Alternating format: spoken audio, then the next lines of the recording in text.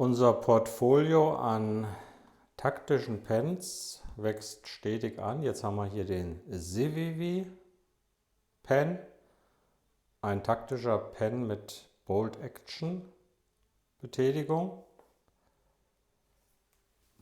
und Made Better stand auch bei dem V-Knife drauf.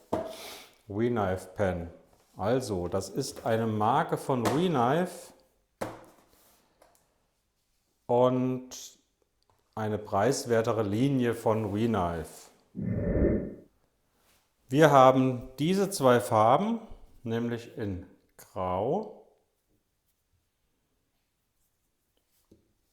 und in Schwarz. Hier ist der Titan-Pen von V-Knife. Man sieht schon, dass die miteinander verwandt sind, denke ich mal.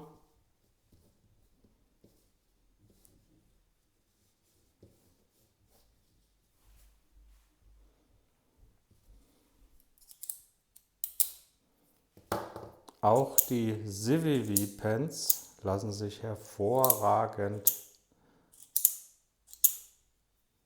betätigen hier. Ein ganz tolles, sattes Gefühl.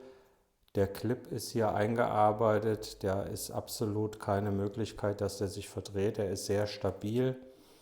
Hier wieder die Keramikkugel als Glasbrecher, die auch in der Tasche dann nicht zu irgendwelchen Verletzungen oder Beschädigungen in der Tasche führt. Das gleiche natürlich auch hier in Schwarz mit der absolut hochwertigen und tollen Mine von Schmidt.